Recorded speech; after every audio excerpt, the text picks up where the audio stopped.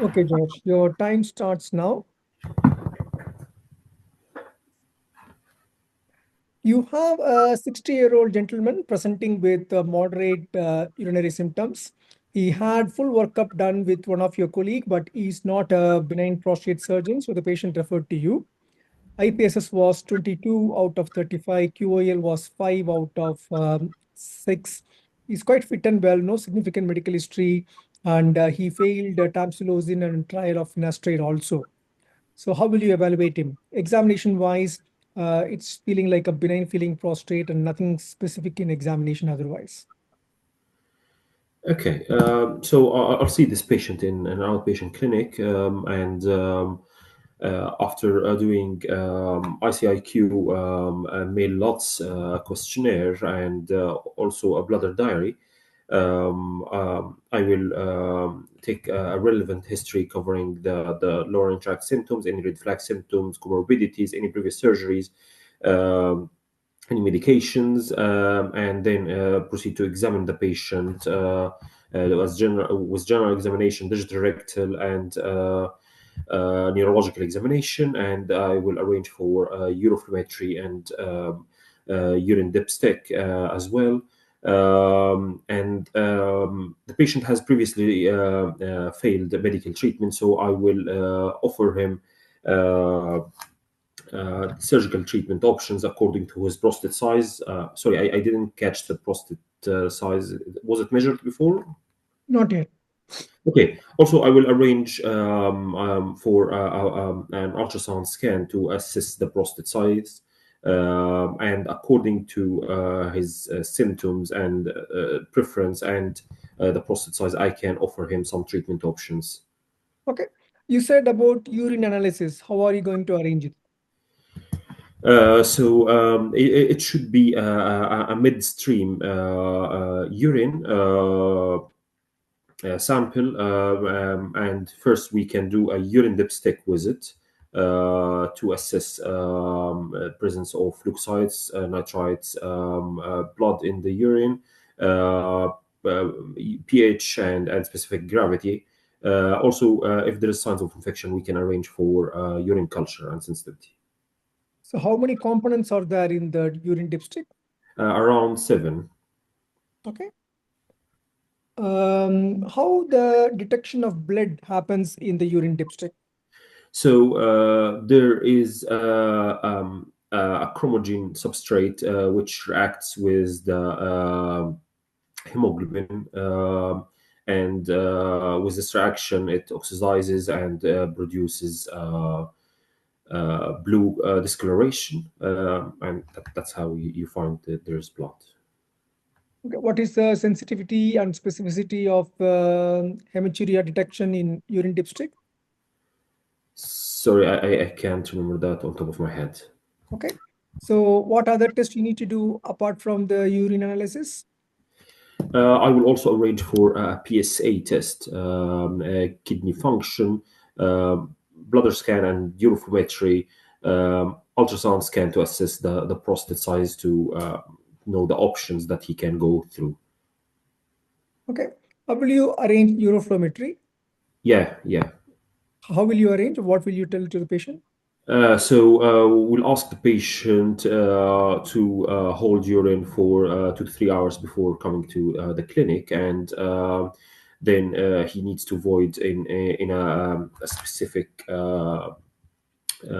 stool, and this stool will measure the urine flow. There are 3 types of uroflowmetry machines. Either gravimetric uses either gravimetric methods or spinning disc method or electrocapacitance method. Okay. What will you use in your practice? We use the gravimetric one. Okay. How the gravimetric one work? So it measures the change of volume across time, and it plots a curve.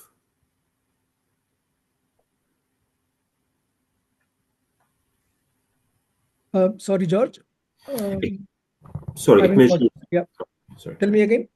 It measures the change of weight and volume across time, and then it plots a curve. Okay. So what are the parameters measured in a uroflowmetry? So the parameters are Qmax, Q average, voided volume, as well as we do a bladder scan, so both voiding residual volume as well. There is the time to Qmax and the total time of voiding as well. Okay. So with this uroflowmetry result, how are you going to interpret them? Sorry, what? How will you interpret the uroflowmetry result? So, according to the type or the shape of the curve, the patient can either have a normal uroflowmetry or have an obstructed prolonged curve, plateau-like curve, which denotes urethral stricture, or interrupted curve. Um these are the types of the uroflowmetry curves. What are the indications for urodynamics in a patient going for surgical treatment of bladder outlet obstruction? So the indications are a man who is either below 50 years old or above 80 who can not void more than 150 or has a post-voidal residual volume of more than 300. Patients who fail previous surgical treatment options. Also patients with neurological disease or complex situations. Okay. How urodynamics works? What is the principle? So the aerodynamic try to simulate how the bladder works by putting two catheters, one in the rectum, one in the urinary bladder, and by filling the urinary bladder, you find the response of the filling, the response of the bladder to the filling, and also subtract the pressure to find the trouser pressure of the bladder. What is zeroing in urodynamic procedure? So zeroing is the initial process of getting all the pressures zero to the atmosphere, and they are done by opening the transducer to the atmosphere while measuring the first time and then closing it. Why you need to do that? So you need to do that to uh, measure exactly what does the pressure of the intravesical to know the intravesical pressure as well as the abdominal pressures to have a good range of the trouser pressure as well. Okay. So which level you will zero the urodynamic tracer? So we usually level it at the suprapubic level of the patient, uh, open to the atmosphere, of course. Okay. You mentioned about measurement of the prostate volume. How will you Yes. arrange it? So there are several methods. So you can either do it as transabdominal ultrasound, transrectal ultrasound, or if the patient has previously underwent MRI or CT scan, which are not that accurate, but they can help. Which is the best way to measure the prostate size? Transrectal ultrasound is the most accurate or most reliable way. Okay. So how the transrectal ultrasound volume works? So the transrectal ultrasound is a linear, a longitudinal probe which measures the prostate through by going through the back passage. The frequency is usually between 7 and 10, and yeah, Okay. Is there something like a biplanar, triplanar probes? it's a biplanar probe. It's a biplanar probe. What do you mean by biplanar? So it measures, it sends waves in two planes, longitudinal and horizontal as well. Okay. And how this ultrasound works? So the electricity comes through an electrode to the piezoelectric crystal, and then it's emitted through the tissues, and it's either transmitted, reflected, refracted, or completely dispersed. And then whatever comes back to the probe gets transmitted, gets translated again to become electric impulses, which is interpreted by the computer, and that's how you measure the different densities and of the tissues, and know the shape of tissues as well. Okay, it's time, George. What is the type of crystal used? Piezoelectric. Okay, good. All done. How do you think you did? Uh, I struggled a little bit with, I think, the urine dipstick Mm-hmm. and the urine culture. The Mm. uniformity, I think I did a little bit better. Um, at some point, I didn't understand what exactly is the question, or where are you heading with the question. So Mm. I might have improvised a little bit. Sorry for that. Maybe because of the Zoom platform. Sometimes when we are doing face to face, we may be able to hear and understand, comprehend better. I agree with you. I think a good flow, good knowledge, no concerns with that. I wish you to see exactly what are all the components in the urine dipstick. For example, the one we use have got 10 components. I will Okay, copy the 10 components in your feedback so that you can refer. It's bilirubin, glucose, hemoglobin, ketone, leukocytes, nitrates, pH, protein, specific gravity, and urobilinogen. If by chance in your practice you have like 7 components, 8 components, nothing wrong in it. It's not a big thing, but it's better to say that in my practice, I've seen that it's 7 components and label the 7 components. You're okay, saying 7 components, so much confidence that it's like a universal thing. okay, And yeah, blood in the dipstick by the peroxidase activity of the hemoglobin, which I think you managed. Its sensitivity is almost 90%, specificity is 65 to 80%. And the parameters diagnosed in Euroflowmetry again, don't tell that there are 8 parameters and then start saying them. Just tell the parameters. Even if you are 1 or 2 short, it will not affect your total outcome. And the one thing is, you mentioned trust volume is the best way to measure the prostate volume. Is it so? I know that ultrasound, transabdominal ultrasound scan or overestimate, underestimates the size of prostate. MRI overestimates it, and usually the transrectal gives the more realistic. That's from my experience and from like the my consultant's experience as well. I'm not sure. Okay. I mean, the trust volume has got a bit of, what can I say, observer error or observer bias, where if somebody is not able to go extremely to the left and right and mark it correctly because of the observer error, you may get wrong value. While MRI is much better because it gives you the exact outer zone. It also gives you the transition zone measurement. You can get PSA density versus peripheral zone. So many things can be done. MRI is always a touch better. Yes, it overestimates, but that is the overestimated correct volume of the prostate. So I don't think examiners will accept that truss volume is best even compared to MRI. So you need to be careful with that.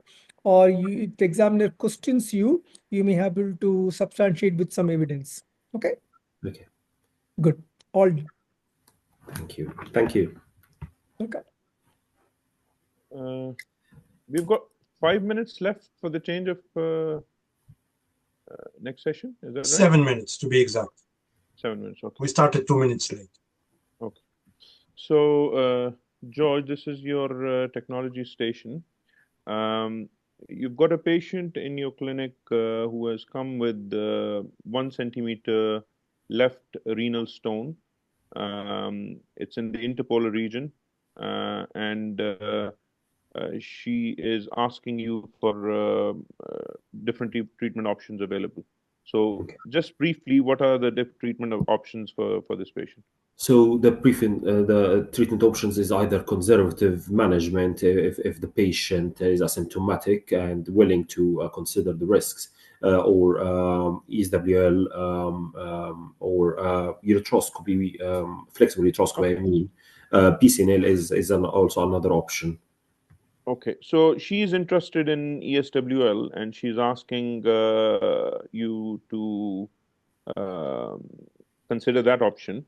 So, what are the components of ESWL, and more specifically in your department, what type of ESWL machine are you using?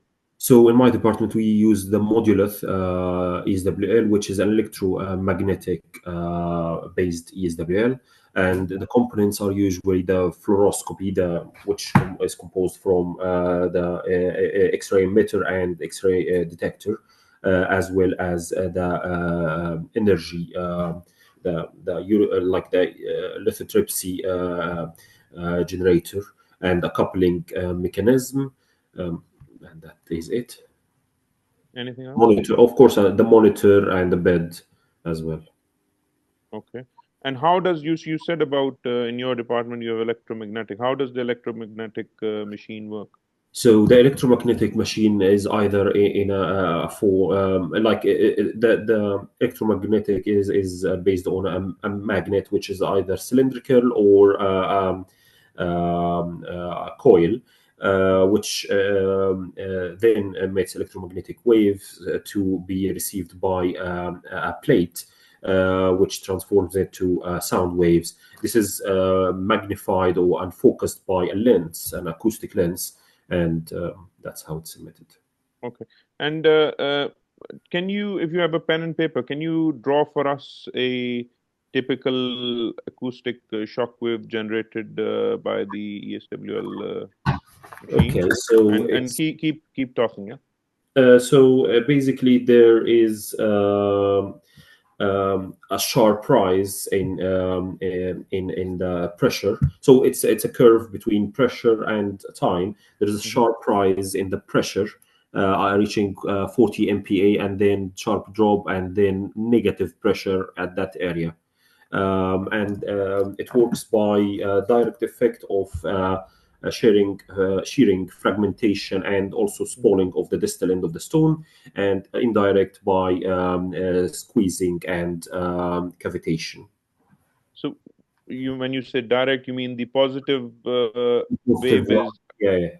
The positive causing shearing, compression, fragmentation. spallation, shearing, yes, and negative wave is causing cavitation, microbubbles. Okay, fine. So now moving on, you are in your operation theater, and the nurse with you, she's very sort of much interested in how cleaning is done in theater, okay, in terms of instruments. So can you define what are the different types of cleaning methods used in operation theater? You can use sterilization,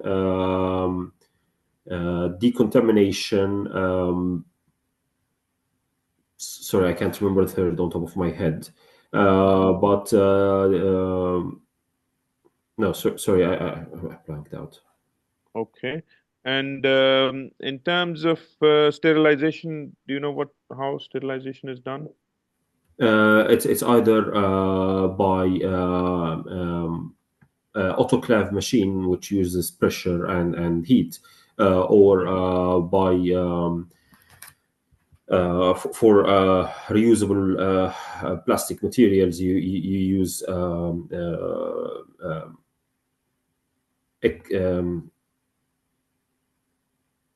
What are do you know this? There are two different types of settings used in autoclaving, but any example you can give in terms of how much pressure over how much time? You pressure wise, it's 130 Fahrenheit for 3 minutes, or 130 Fahrenheit or sorry, something else? Celsius for 3 minutes, or 120 for around 20 or 30 minutes. Okay. And okay. So fine. When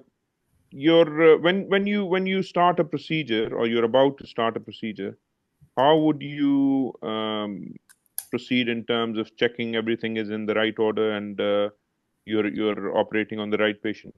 What are the steps? We need to do a team briefing, then WHO checklist, sign in, time out, and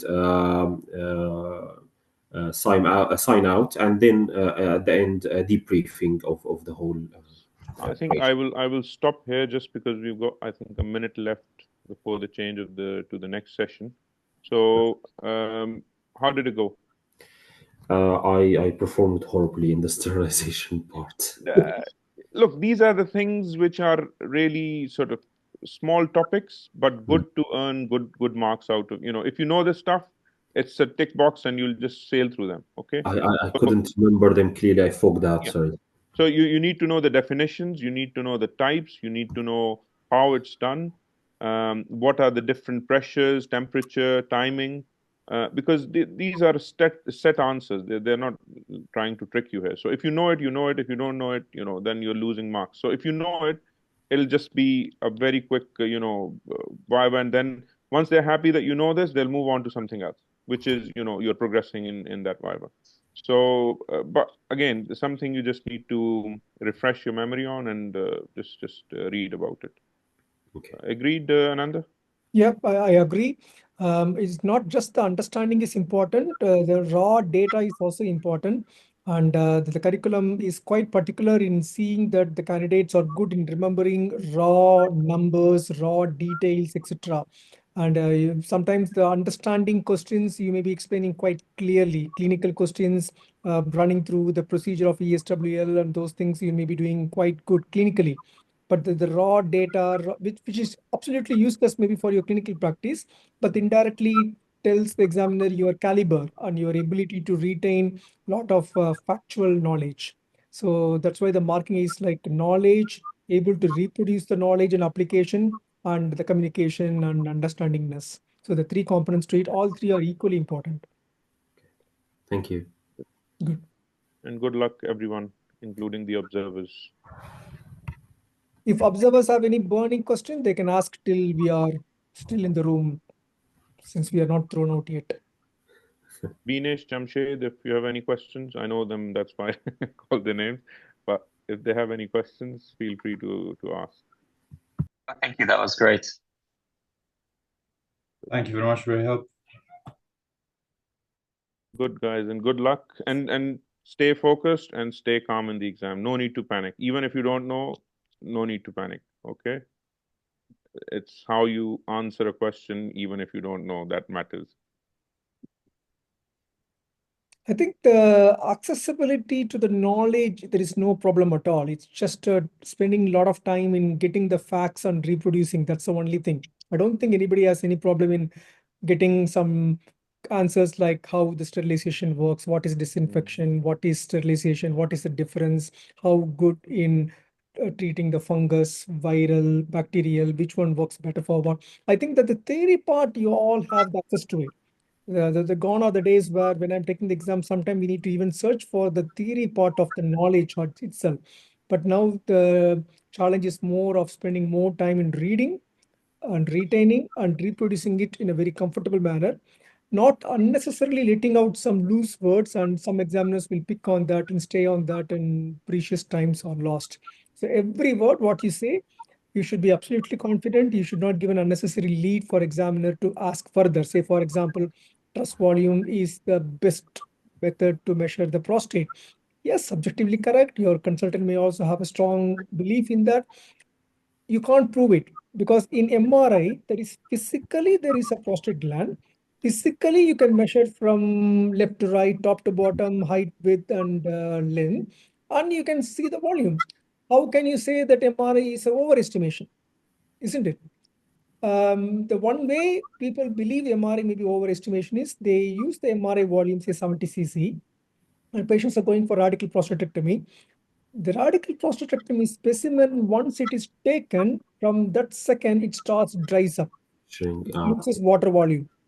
And once it goes into formalin, all the processions, then the pathologist will give a volume which is definitely going to be only 65 cc or 60 cc. That's why the oncologist may have an intuition that MRI overestimates. But we don't know that the fact, visually, I believe MRI is the most appropriate one, and trust volume is observer dependent. Any ultrasound, testicular ultrasound, renal ultrasound, any ultrasound, don't forget the word observer dependent. Subject. So Okay. if I said there's no actual best way to measure it, and usually I prefer this way or that way. Would that have been an acceptable answer? My answer for that particular question is the best way to measure the prostate volume is by MRI, but that is not the correct indication. We need to use it only if there is a need for doing the MRI, like increased PSA. I think they are thrown out now. Anyway, Yeah, we need to we stop have, recording as well. I'll continue the recording. Okay. We have Igor and other candidate. I can't see a candidate. Is Raheel is a candidate? Mullah. Rahis Good Mullah. morning. Good morning. Good morning. Morning. Sakib, a quick change since the candidates are having back-to-back two scenarios. Can I do two scenarios for both of them Yeah, so that feel free. Yeah. one of them will have a break? It's nice to give them a break rather than we taking a break. Okay, good. Who wants to go first? Raise.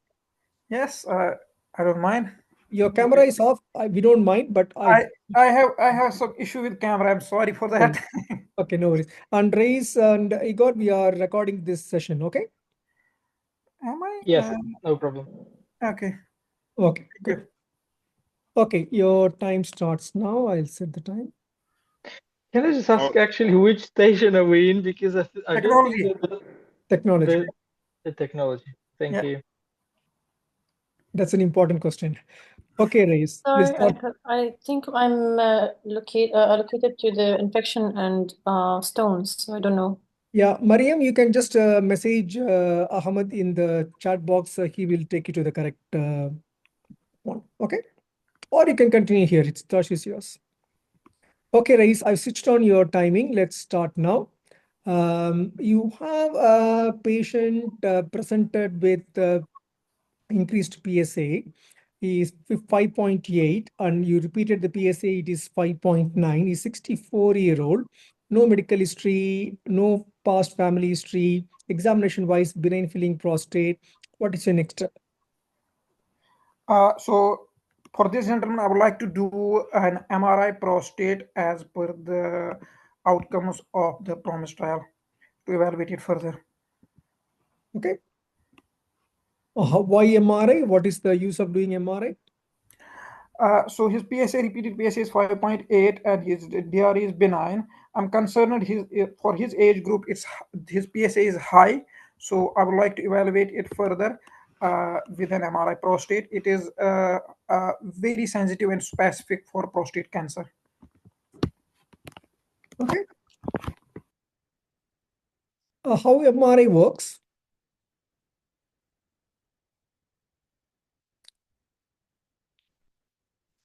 Okay, sorry guys. I think we were thrown into a different room now, isn't it? Yes, there was a mistake.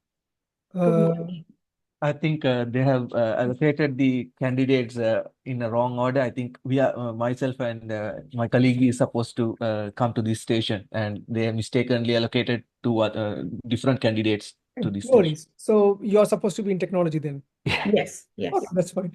Sakib, are you still with us? Yeah.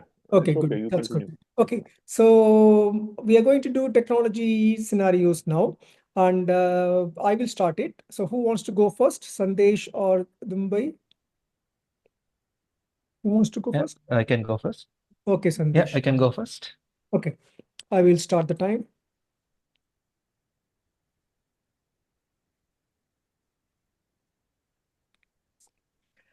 You have a 64-year-old gentleman presented with increased PSA of 5.8 and the repeat PSA done was 5.9. No significant past medical history, no family history. Examination showed benign feeling prostate. How will you take this forward? So I will take a history from this patient. I will check why this PSA was done at first time because whether he had any low urinary tract symptoms or not. And then I will during the history, I will ask about any low urinary tract symptoms, hematuria, and red flag signs, and complete the past medical history.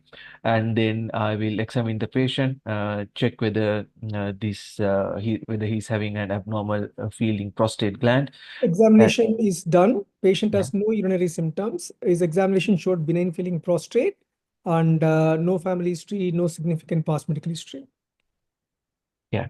According to the Osterling criteria, his PSA is elevated compared to his age preference range. So then I will discuss with this patient about the option of proceeding with MRI scan to further characterize the prostate of his. Why MRI? Is there any evidence for this? Yeah, evidence comes from the precision and from his trials, which shows MRI scan has about 90% of negative and positive predictive value in detecting prostate cancer, clinically significant prostate cancer, and both the AU and NICE recommends doing MRI scan prior to proceeding with the biopsies. Okay. How MRI works? So MRI works by the principle of using protons in atoms, and when a magnetic field is applied, these protons align in a longitudinal manner, and then we apply a radio frequency force for that, and then it causes horizontal realignment. And once these magnetic and radio frequency forces were withheld, then the atoms will go back to their normal position, and there will be T1 and T2 energy releases, which will be detected by a software, and then make images depending on these T1 T1 release and the T2 decay. What is the difference between T1 and T2? T1 happens when there's a release of energy when the electrons, the protons go back to its usual alignment, and then T2 decay happens because of the energy release between the nuclei. Okay. If I give you a picture of an MRI, how will you say it's a T1 or T2 phase? I will look for water in T2. The water and the CSF will be bright, but in T1 it is not. Okay. And so this patient, you're ordering MRI. What precautions you will take before ordering the MRI? I will, in the history, I will ask whether the patient is claustrophobic or not, and I will make sure patient does not have any implants, metallic implants, which is not compatible with MRI, and the patient, those are the two main things, and the Why? pacemakers as well. What's the problem with implants? Because of the magnetic field, they can get avulsed and can cause damage to the patient. Okay. You said about pacemakers. Is always the pacemaker is a problem with MRI? Not always. The novel pacemakers are, most of the novel pacemakers are compatible with MRI. So why the novel pacemakers were compatible? What's the difference? I think we can change it into this monitor only phase when we are doing the MRI procedure. Okay. Do you think the pacemaker of a patient will impact you in some other time also, like patient coming for surgery and few other time also? Yes, especially when I'm using a monopolar diathermy, I'm concerned about using a monopolar diathermy on a patient with a pacemaker. Why? Because it can cause arrhythmia, because in monopolar diathermy patients, the body is a part of the circuit, unlike in bipolar. So it can lead to arrhythmia of the pacemaker, from the pacemaker. So what will you do? How will you protect the patient? So first, I will make sure that surgery is really indicated, and then during the pre-op assessment, I will get the opinion from the cardiac physician about the indications for pacemaker and whether it can be safely turned into the monitor-only mode. And during the surgery, if possible, I will go for a bipolar diathermy rather than using monopolar diathermy. And I will make sure if I'm using monopolar, I will make sure I'll place the patient pad well away from the pacemaker. And yeah. Any other intracardiac device you are aware of, which you will be quite cautious when arranging any surgery? Uh, intracardiac device. Sorry, it's not on top of my head at the moment. Okay. Is there any contrast which you can use with MRI? Yes, we use gadolinium contrast in MRI, and it has to be used when the GFR is more than 15 milliliters per minute. And what is the advantage of using the gadolinium? It can be used when the contrast enhanced CT scan is contraindicated when there's a renal impairment with GFR less than 30, but we can use gadolinium in that case. What is the advantage of using MRI for prostate compared to why can't you do a CT scan of the prostate? So the MRI that we are using is multiparametric MRI scan, which is much more sensitive and specific in characterizing the clinically significant prostate lesions compared to CT scan. And it has a better soft tissue enhancement anyway compared to the CT scan when it comes to MRI.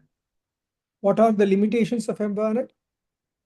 The limitations include the contraindications such as this claustrophobia.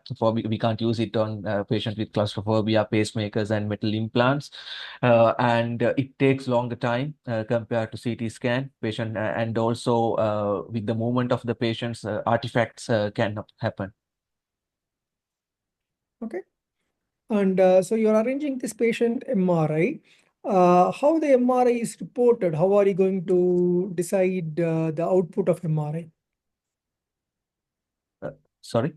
The MRI is going to be reported. What Yeah. things you look for in the MRI report? We use PIRADS scoring system, but in NICE guidelines, it is recommended to use Likert scoring system in reporting prostate MRIs.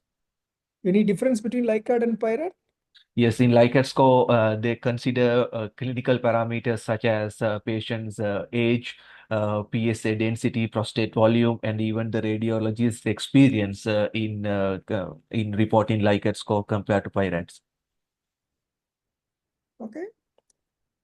What is the disadvantage of using gadolinium in a patient with low EGFR?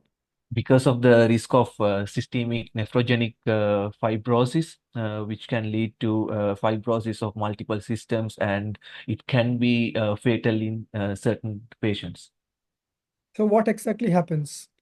There will be fibrosis and deposition of fibrotic soft tissue in skin, muscle, and even in liver, lung, and heart, which can be fatal. You said multiparametric imaging. What does multiparametric mean? Because it gives both anatomical and functional sequences. Anatomical sequence include T1 and T2. Functional sequence include diffusion weighted, dynamic contrast enhanced, and ADC. What do you mean by diffusion weighted image? It uses the principle of diffusion of water molecules across the tissues. When it comes to prostate cancer, the tissues will be densely packed, so the diffusion of water will be reduced. The diffusion rate will be reduced, so the prostate cancer tissues will light up as a high signal intensity lesion in diffusion weighted image. Okay. What do you mean by the ADC? That is apparent diffusion coefficient. In that, it is a calculated parameter in which prostate will appear dark. Prostate cancer lesions will appear dark. Okay, it's 10 minutes now. We'll stop there. Thank you. How do you think you did? I think I progressed all right. Yeah, you progressed well. No major concerns, and I'm happy with your ability to proceed. The only thing is you started as if like any other table. Just be very mindful of the technology table and don't try too much on like examination, pass history, because when the examiner says you that pass history is nil, family history nil, the aim is to go into the depth and not necessarily in technology table. Even in the prostate cancer table itself, sometimes they will say patient present with increased PSA, examination normal, no family history, MRI showed pyrad 4, and what will you do? So they will literally take you into a quite a deep part of the scenario. There may be a scenario where the histology showing Gleason 4 plus 3, 3 cores out of 12, what will you do? So you'll be starting quite late. Sometimes it's quite good. You can discuss lots of clinical things. You can bring out your knowledge bank into that. And otherwise, I have no problem with your progression, but just get the sense from what the examiner is giving you. If the examiner says everything is normal, try to go fast. And if the examiner wants, they will stop you. They will bring you back and ask some examination or some basic questions also. End of the day, the basic questions will keep you at 6. You will never progress into 7 or 8. Only by having the challenging question, you will jump into 7, jump into 8. Of course, if you make a mistake, you will jump down from 6 to 5. So always think you are starting with 6. The aim is to maintain the 6 or just get above as much as possible. And explanation for MRI is good. I mean, I have my own way of explaining MRI, how it works, etc. For example, T1, T2, I explain like T1 is a longitudinal relaxation time, well, T2 is like a transverse relaxation time. That is what given in the book also. But I understand you may be having a different resource and sometimes the wordings may be slightly different. And other thing other than pacemakers is the defibrillators. So defibrillators also is the one we need to switch off. And you are almost having that defibrillator in your mind, but you never came out with the term intracardiac defibrillators. And that is the one we should definitely switch off. We don't want the defibrillator to start throwing defibrillation signs during a procedure. And as you said, using a bipolar is better, and those things are quite good. You need to bring a cardiac technologist to do the setting of the defibrillator before the procedure, and he or she should come again in the recovery room to switch it on. So that's another thing you need to mention. And all these patients will be having some anticoagulant, so you should be mindful about the anticoagulant stoppage also. There are lots of limitations of MRI. Your answer is a little bit incomplete on that, because we were doing CT scans before. So the MRI is longer than time taking compared to CT, less spatial resolution. You can see that how difficult to read as MRI. Some lot of urologists may not be able to read, only we depend on radiologists. Higher cost, poor detection of stones, and as you said, some gadolinium can sometimes cause magnetic susceptibility artifacts will be there. And diffusion weighted image, the prostate cancer appears darker than the normal peripheral zone, and that's the difference in the apparent diffusion coefficient. Again, your explanation is slightly different, but if you're confident, the examiner won't be very picky on those small things. Okay. Thank you. And you are okay. I'll submit your scores. Okay, I will start the next one. Can I call you Dumi B? Am I calling you correctly? Okay, you can unmute yourself. Your time starts now. Okay, thank you. You have a patient presenting with urinary symptoms, failed medical management, 60-year-old, baseline IPSS 22, quality of life 5, otherwise quite fit, no specific medical history or surgical history in the past, and patient is sent to you because you are the BPH expert in your team. Patient is previously fully evaluated, heading towards surgical options for bladder outlet obstruction. How will you approach it? Sorry, did you say the PSA is 55? Patient age is 55. Oh, age. Okay, Yeah. that's fine. So, PSA, if you want, we can go for it. Why do you want PSA in this patient? no, not that I want PSA. I thought you said PSA was 55. So Okay. I would Do you want PSA for this patient? If so, why so? If not, why not? so I would want a PSA for this patient as per NICE guidelines. Why? as per the NICE guidelines, because he's presenting with lower his age, because of his age. Any other reason? He's presenting with lower urinary tract symptoms. And then if he has any suspicious GRE, or if he's complaining of erectile dysfunction, or if there's any red flags like hematuria. But there is no red flags. His examination of prostate is benign. Okay. Will you need PSA? For this gentleman, no. Okay. Yeah. Okay, what will you do next? Now, examination is benign prostate, is quite symptomatic. What will you do? Okay, so I'll see him in clinic. I would do a flow test and post-void residual volume for him. I would also do a urine dip test. And if it's suggestive, we'll send off for MSU. I would take a history, examine him, including a DRE, and then investigate as appropriate. In the history, I'll be interested in what management he's taking, how severe his symptoms are. So you fill out an IPSS form, and then if there are any red flags like hematuria, recurrent infections, what management he's had so far, he's fit and well. And then if he's had any previous urethral instrumentations, and then I will take things from there. Haven't examined him, ruled out the palpable bladder, examined the genitalia, do a DRE, and rule out So, the suspicious as I said, examination is normal. The prostate also felt normal. Okay. And you said you want to do urine dipstick. Why urine dipstick? How it works? So the urine dipstick measures a couple of parameters, including blood, leukocytes, white cells, specific gravity, proteins, amongst others. It works by reagents on the strip. And these have different enzymes that pick up the different parameters. And this will help us, for example, in this patient, to rule out hematuria and infection. Okay, so for example, how will you detect hematuria in a dipstick? So hematuria is, this is done by the peroxidase action. So heme and other derivatives like myoglobin react by the peroxidase reaction and reduce the autotolidine dye, which causes a color change. Okay. What are all the things it detects? The dipstick detects what in the blood? What in the blood? Hemoglobin. Only hemoglobin? Myoglobin also. Okay, yeah.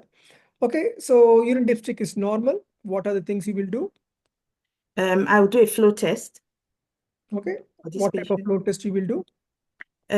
So in my trust, we use the spinning disc type of flow test. I'm aware there's also the gravimetric and the capacitance types. Okay, how the spinning disc works?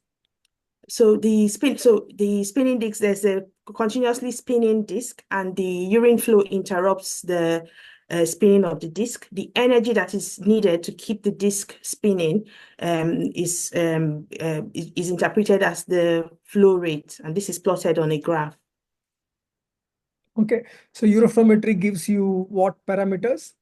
It gives us the voiding time, voided volume, maximum flow rate, which can guide us on whether the patient is obstructed or likely to be obstructed or not, the time to the maximum flow, the average flow rate also. Okay, so how will you interpret the uroflowmetry? What will you tell the patient after seeing the graph? So it would depend on, for the test to be validated, he would need to void at least 150 mils of urine. And then depending on the maximum flow rate is very important. If it is less than 10 mils per second, it is said that about 90% of these patients are obstructed.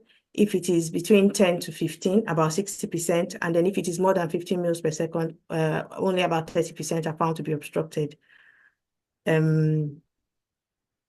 Okay, this patient's uroflowmetry showed an obstructive pattern, and Qmax is only like 4 ml per second, and he voided 200 ml with residual urine of 100 ml, and it's a flat curve, so quite suggestive of obstruction. What will you do next? So this patient has failed medical therapy. I would want to know his prostate size and his wishes regarding sexual function.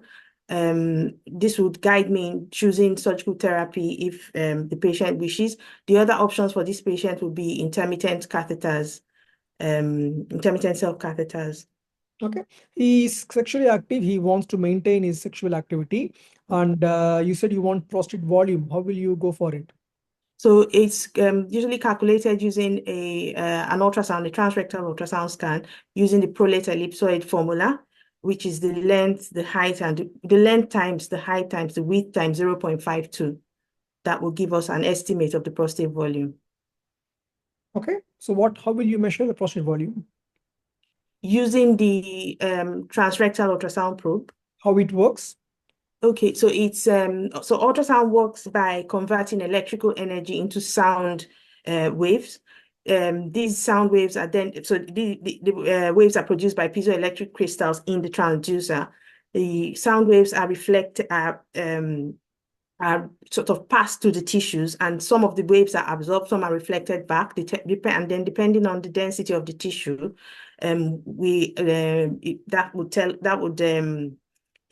depending on the density of the tissue, the computer forms grayscale images on a screen, which helps us to get some anatomical detail.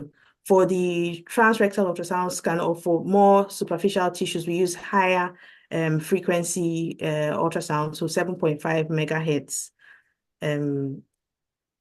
Okay. What is the actual work of the piezoelectric crystals? What they do? They produce the sound waves. Okay. Any other thing? And then they also receive the sound waves back from the patient. Okay. So you're doing transrectal ultrasound. It showed his prostate volume is 55 cc. Okay. So what will you do now? So supposing this patient wanted surgical therapy, he would, and he's sexually active and does want to preserve his ejaculatory function. So I will counsel him more for the minimally invasive procedures, such as a urolift, resume, iTind. And yeah, so with the prostate size of 55. Aquablation is also an option, but I know it's done in very specialized centers. Okay. So how aquablation preserves the sexual function? So aquablation involves use of, it's robotically controlled and involves use of high pressure water jets to ablate the prostate gland. It doesn't make use of heat, so it protects the bladder neck, the sphincters, and that's thought to be how it has less ejaculatory problems. Okay, good. Well done. It's time now. We'll stop there. How do you think you did? A bit scattered in the beginning. No, I think you did well. It's a good scenario. It's the same feedback what I told Sandesh also. If the examiner is leaning more towards a bit of a technology related things, try to travel with the examiner. Don't go back to the examination, because I told at least 2 times and you went back to the examination to see for any bladder distension, etc., which is a good practice. But the whole FRCS pattern is moving away from that. And we want the candidates to go into even not necessarily in technology table, even in the actual BPH table, we want to go for higher level discussions. And your choice of treatment and those things were perfect, but the PSA is important even in LUTS. I'm quite surprised how you missed that. Even for the benign LUTS, it's important. Do you recall now why it is important? Even for the benign lesion, yes, it's important because it's one of the markers of clinical progression. So what is the cutoff? 1.4. Yeah, so I'm trying to get that answer from you, but you said that it's not important because of the benign nature, everything. Just to recollect your answer. Maybe when you see the recording, you can get that. And urine dipstick detects free hemoglobin and intact erythrocytes. Uroflowmetry parameters, you're quite good. Piezoelectric converts the sound into electric into sound and takes the sound back into the electric signals. Otherwise, I'm quite happy with the way by which you progressed. Anything in ejaculatory and erection problems divided into two things: erection, ejaculation. Say, for example, for aquablation, how you can explain is it preserves erection because we can clearly delineate the depth of the ablation, and so the capsule and the periprostatic nerves were preserved, and we can preserve the ejaculatory duct and the veru so that the ejaculation is maintained. The same thing you can tell for resume, item, and urolift also. Divide into erection and ejaculatory components and explain how both the components were individually preserved for every energy source. Okay? Thank Good. you. Well done. Thank you. Thank you. Okay, Sahil. Is it my turn? Okay, so who wants to go first? Sadish? Yeah, I'll go first. You okay? Yeah. Okay, Sadish. So you have a female patient who this is your technology station, okay? So you've got a female patient who's come to your clinic, and she is presented to you with bilateral stag horns, okay? And she's otherwise relatively fit. You take her case to the Stone MDT, and the decision is to perform PCNL initially on one side and then the other side to clear all the stones. But when you assess her further, you find out that she's actually her renal function has deteriorated quite significantly, and she's somebody who requires hemodialysis. So, what are the indications of hemodialysis? The indications include acidosis, electrolyte imbalances like hyperkalemia, uh, and intoxication, or fluid overload, and uremia. Okay. Okay. So, in terms of you want to perform or check her EGFR in your department, what is the standard way of assessing patients' EGFR? We use this CKD EPI formula, which is certified by, approved by the NICE guideline. And what's the advantage of this? Where is it Uh, more useful? It is more useful in the patients who are already having a renal impairment. Yeah. And Uh, any and any any advantages in elderly patients? yeah, it can be used in elderly patients as well, because already the GFR will be reduced with the age. So in patients more than 75, it's more beneficial. Okay. So what are do you know the stages or classification of CKD based on EGFR?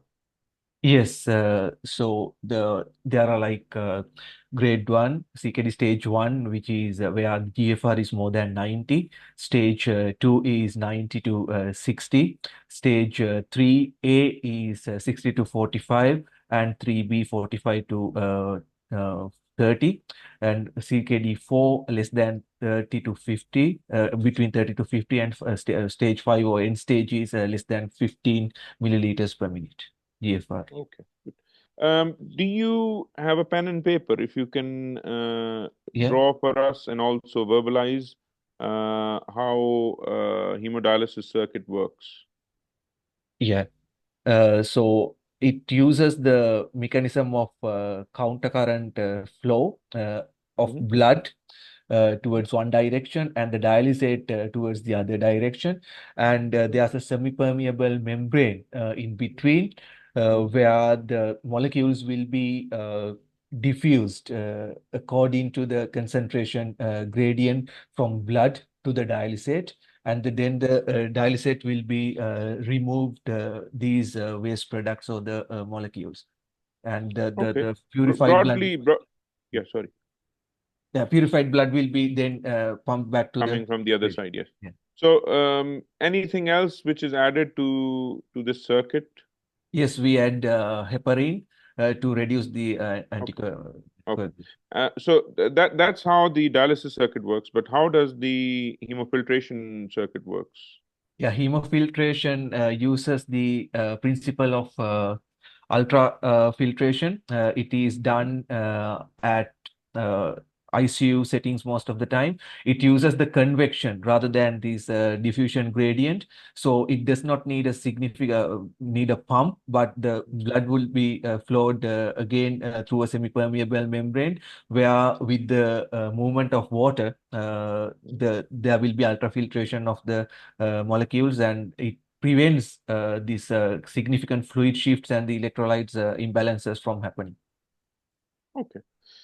So moving on, you are called you're now working in, actually, you're working in a trauma center, and in your A&E, a patient comes in with polytrauma.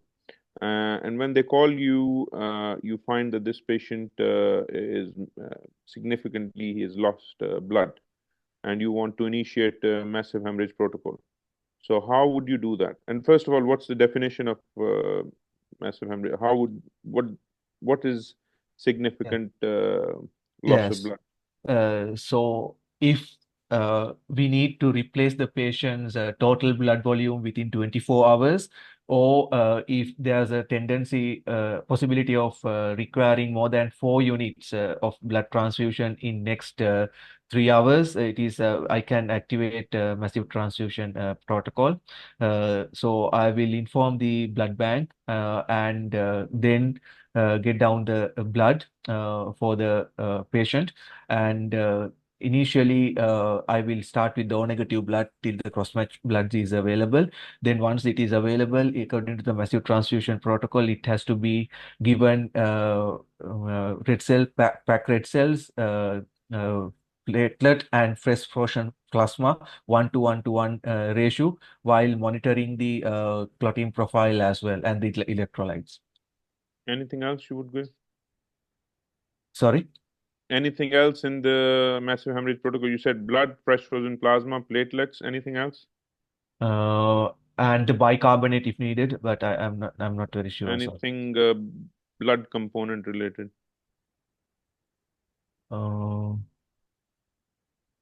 Maybe clotting factors depending on the thromboelastogram, but I'm not very sure. Sorry. Cryoprecipitates. Okay. Okay.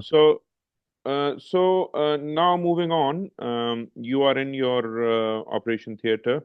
You're about to start a laparoscopic nephrectomy, and the team, you want to go through the equipment with your nursing team and want to make sure everything is in right order.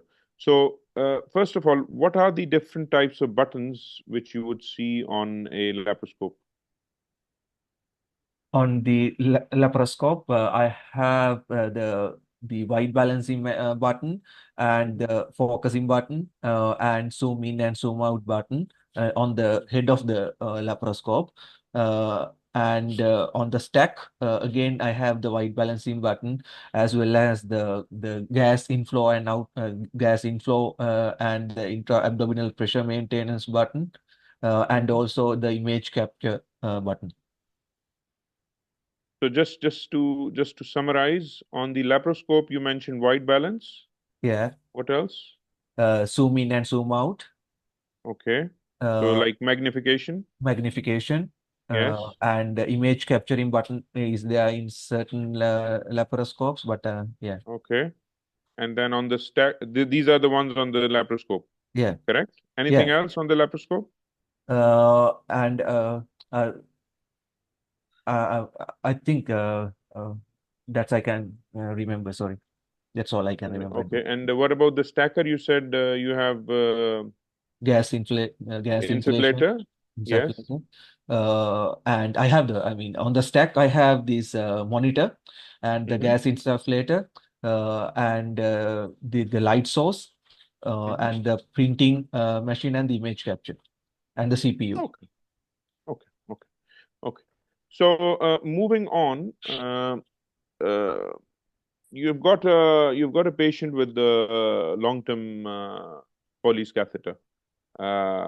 Patient is not fit for TURP, and patient previously had high pressure chronic retention. So he gets recurrent urinary tract infections. Okay. So based on that, can you tell us what is a biofilm? Biofilm is a polymicrobial growth which happens in an indwelling foreign body. It generally attaches to the film and then replicate. But generally, this biofilm does not cause infection unless there's some breach of the mucosa or immune suppression of the patient, and we do not need to treat this kind of asymptomatic bacteriuria which can be caused by the biofilms. So last question: what are the different stages of biofilm formation? I think it is attachment and proliferation, and I don't know whether the invasion is a step, but yeah, it's not on top of my head at the moment. Sorry. Okay, we will stop there. So how did it go? In some stations, some scenarios I struggled, but overall, I think I progressed okay. I think you did very well, especially with the way I started the station with the nephrology and dialysis and hemofiltration. Usually, this is something which throws off the candidates very easily. They panic, and even if they know something, they will start panicking and start giving wrong answers, or they'll say, "Oh, I don't know." You were very, very composed. You were very, your knowledge base was good around all this hemodialysis, hemofiltration, uh, and you were giving the answers very confidently. So these are the kind of stations which are difficult stations. Okay, this is not an easy station for the candidates, because this is out of your regular day-to-day urology stuff. This is not our comfort zone to be talking about nephrology stuff. Okay, if I ask you about stents or ureteroscopes or cystoscopes or something, you'll be more confident answering those than answering this sort of stuff. So no, well done. And Thank you. small things regarding massive hemorrhage protocol. Just make sure before the exam you call your blood bank and ask them exactly what are the different components they use in your hospital. How many units of blood, how many units of platelets, how many units of cryoprecipitate, and then you can personalize this answer by telling the examiner that, look, in our hospital, this is the policy we use, because this is not a standard day-to-day urology question. So it's a very, and when you personalize it, they'll say, okay, he's made an effort to even know the local policy of his own hospital, which gives a good impression. So, but I think overall you did very well. I would this would for me, this station, the way I asked the questions, it's between 7 and 8. So well done. Okay, thank you so much. So I think I have to carry on with the next candidate. Is that right? Yeah, go ahead, Sakal. Yes, just 1 second. Okay. So we have Dumebi, yes? Is that right? Yes, Dumebi. Okay, Dumebi. Okay, Dumebi. You have a patient in your clinic who has come in with 1 centimeter upper polar stone in the upper calyces. Okay, and she has come to you. Stone's been confirmed on imaging, and she wants to know about the different treatment options available for her. So how would you proceed? Okay. So for this, the stone of this size, the options for this patient would be shockwave lithotripsy, URS plus laser, and then the PCNL, but not PCNL, because okay, with the size is with the size it's debatable. Yes. Exactly. So she's quite interested in knowing about or having the treatment with ESWL. Okay. So in your department, how do you perform ESWL? So we perform it as an outpatient procedure in our urology center. The patients come in on the morning. Their imaging is looked at again. we rule out infection, so we do a urine dip, and then we again counsel them about the procedure, and then they go into the machine. We give them analgesia, and then we use an electromagnetic equipment. Yeah, and use. So based on the machine, what are the different parts or components of ESWL? Okay, so there's there are four major parts: the energy generator, the coupling device, the focusing device, and an imaging device. Okay. And you said about in your department you're using a electromagnetic machine. Yes. So how does an electromagnetic ESWL machine work? It works by generating a strong electromagnetic wave, which is then focused with an acoustic membrane to the stone. Directly to the stone? No, not directly to the stone. Sorry, directed to the patient. The coupling device is usually a gel pad. So okay, so just go through this again. You said a magnet that generates energy goes through the membrane, and then what happens? And then it's focused by an acoustic membrane onto the stone. Okay. Stone. So can you describe a typical wave for ESWL? Okay. If you want to draw it or verbalize it, whatever is easy for you. So the shock wave has a fast positive wave, which gets to about plus 40 MPa, megapascals, and then a slower downward wave, which gets down to about minus 10. The x-axis is in time, in microseconds, while the y-axis is pressure. The time interval for the positive wave is about 10 nanoseconds, while the downward wave is about 0.3 microseconds.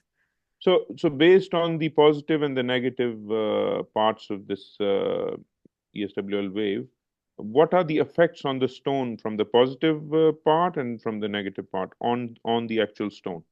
So the positive wave gives rise to erosion of the stone, also causes spallation at the part that is opposite the direct impact of the stone, while the negative wave gives rise to cavitation bubbles, which when they collapse would cause compression of the stone. Like microbubbles. Okay, good. Okay, so moving on, you said something about treating this lady with some other option, which includes, you've mentioned ESWL is one option. Now she's more interested in knowing about lasers. So first of all, what does laser stand for? Laser stands for light amplification stimulated by emission of radiation. Okay, and in terms of the different characteristics of laser light, what are the different characteristics? So it's monochromatic, that same wavelength. It's collimated, and is what does collimated mean? Collimated is the waves are parallel to each other, and then it's same phase. Which is called, what's the technical name? Monochromatic, collimated, and coherent. Okay. And coherent, sorry. Yeah, coherent. Yes, coherent. Okay. Fine. So how do the laser fiber or the laser itself breaks the stone? What's the process? So it releases, the laser fiber releases a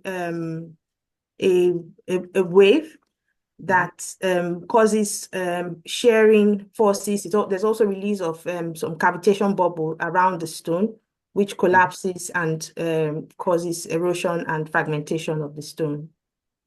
Okay. And in terms of just generally speaking, what are the different types of laser you know of? So I know of the holmium laser, which has a wavelength of 2140. There's also the ND-YAG with a Okay. wavelength of 1064. Then the KTP, or green light laser, with a wavelength of 532. There's also the thulium laser with a wavelength of 2013. There's also a diode Thulium. laser. Okay. Yeah.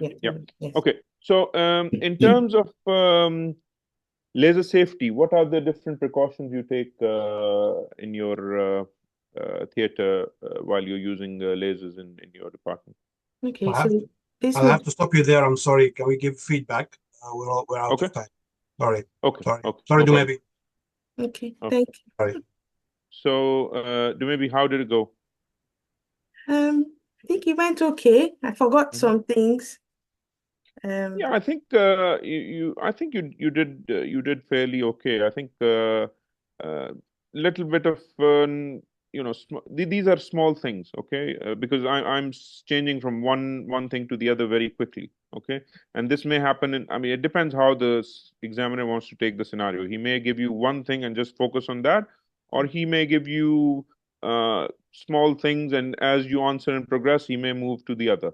So progressing from one thing to the other is a good sign. That means you're making a progress. You're not stuck to one thing. Okay. So I think you did well. We started with the what do you call ESWL. You explained that well. Make sure you know your machine in your department. Make sure you know the settings.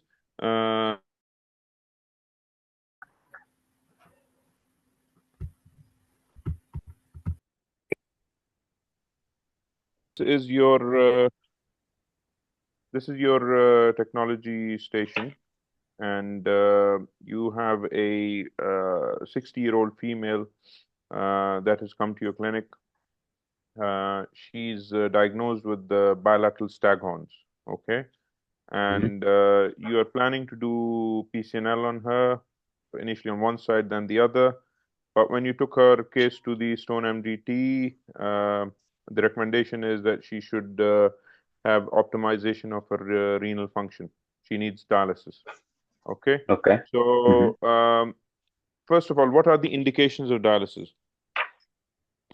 So the indications for dialysis is usually used for renal failure. So we have two types of dialysis. First of all, on indications, is renal failure the only indication? No, renal failure, electrolyte imbalance, removal of excess water in case of water retention. You mean fluid overload? Yeah, fluid overload. Okay. Yeah, replacement of hormonal components as well. What do you mean by hormonal component? So if there was I mean, it's fine. I read it somewhere. It says that if there was a hyperexcision of one hormone, and with dialysis, it can reestablish the equilibrium of that hormonal axis. Are you talking about electrolytes or hormones? Electrolytes first, waste products, excess water, and hormones. That's how we learn it. Anything else? Any other major indication? If somebody presents to you with really high urea creatinine, you do arterial blood gas, and you found their acidotic. DIC? No, not DIC. Acidosis. Acidosis, yeah. Okay. Sorry. Fine. Okay. So, how in your department, how do you calculate somebody's EGFR? In our department, we use creatinine, although I'm aware that it is the easiest and first choice at the moment way of measuring EGFR. Although I'm aware that it can be inaccurate, especially in the normal function where it overestimates the EGFR. Is there any other way of calculating EGFR? Yes, so the gold standard is inulin analysis. However, that's not widely used because The I'm asking assay about is not. EGFR, not creatinine clearance. EGFR, is there any way of assessing EGFR? Other way is we use the Cockcroft formula, MDRD formula. Yeah. Okay. And any other formulas you know of which is NICE approved? There is a CKD EPI CKD EPI. Yeah. Exactly. Okay, good. Okay, Sorry. so moving on, we said this patient needs dialysis, and can you go through a standard dialysis circuit for us? Yes, so the hemodialysis circuit involves a blood pump and heparin infusion, a dialyzer, and a dialysate, and obviously a connection to the arm, and the air detector. Okay, and yeah. what happens during hemodialysis? What is the physiological So with mechanism, how it hemodialysis, works? there are two main mechanisms. The first mechanism is diffusion of the solute through a semi-permeable membrane. The other mechanism is the ultrafiltration, where there is a negative pressure produced by the pump, and then there is a counter current on the other side to to to to filtrate with pressure the solutes. Yeah. So what's the difference between hemodialysis and hemofiltration? The hemofiltration does not include the it's not under pressure, the filtration, and there is no we don't use the dialysate. So what do we use? It's only ultrafiltration under the hydrostatic pressure. Through what sort of membrane? It's a highly permeable membrane, not a semi-permeable membrane. Okay, good. Okay, fine. And you have replacement fluid as well in that addition. Yes, of course. Yeah. Fine. Okay. Okay. So now moving on to something else. You are now in your operation theater about to start a laparoscopic radical nephrectomy, and your nurse, you're just going through your equipment with your nurse. What are the different components or buttons on your laparoscope? So the laparoscope stack, you mean the stack, right? No, the actual laparoscope, the scope in your hand. What sort of buttons would you have on the scope? The scope would have the white balance button.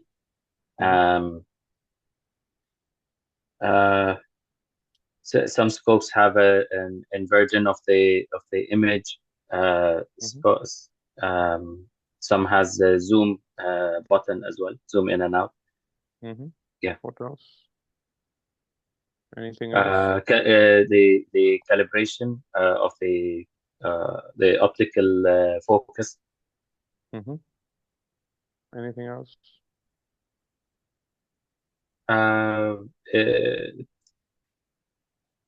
Okay, and what about the what about the stacker? You said something about the stacker. So what are the components on the stacker?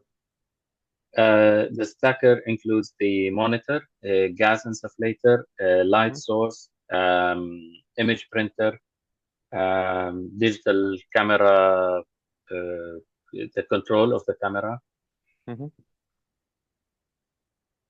And there is obviously a computer that produces the image. There's computer, yes, computer. Okay, okay, good. Yeah. Okay. So moving on, you are in your you're working actually in a trauma center, and you've been called by your A&E that there is a patient which has come with polytrauma. You arrive on the scene and you see patient has lost significant amount of blood, and patient's hemodynamically unstable. and Yeah. you want to initiate a massive hemorrhage protocol. So Yeah. firstly, what is the definition? When will you initiate this? And what are the different components of massive hemorrhage protocol?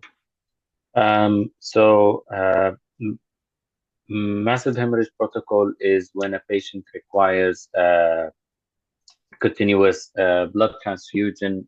We estimate that to give at first, if we need to give more than 2 packed RBCs within 1 hour. Okay. And I'll follow the trust protocol to activate a massive transfusion protocol. And what is your trust protocol? When you initiate this, what do they send to you? So they will, I would expect to have available the six units of packed RBCs and 4 units of fresh frozen plasma. Okay, 6 units of blood and 4 units of FFPs.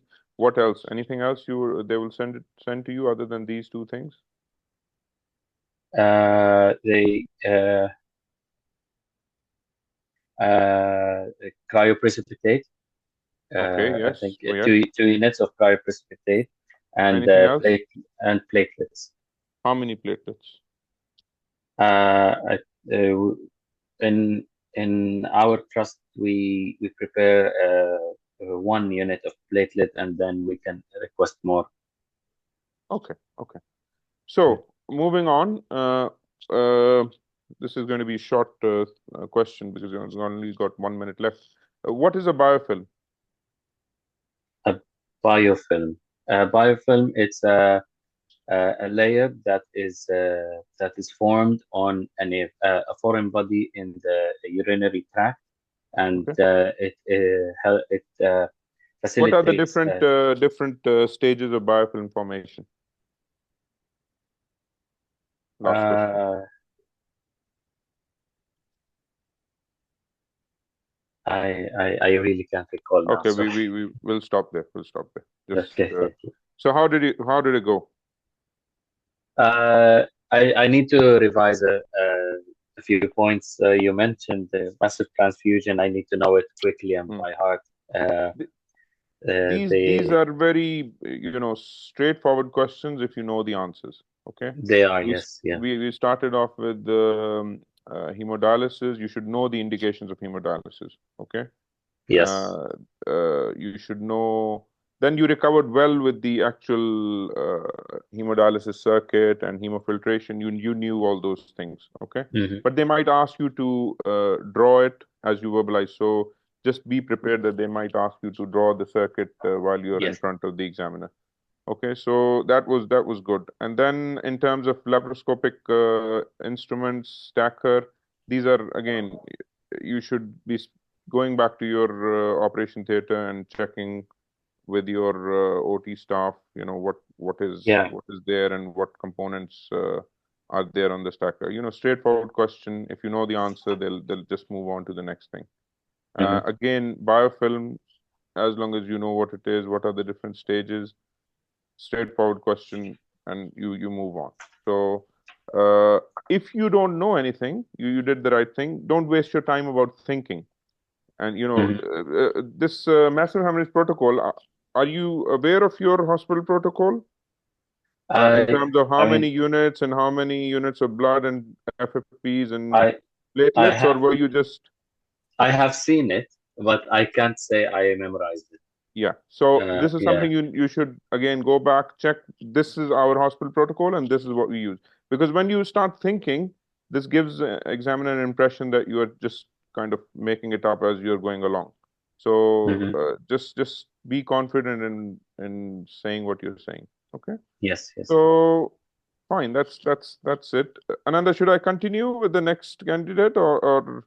Yes, please, so that they will get a break. Yeah. Then yeah. Okay. So next would be Ahmed.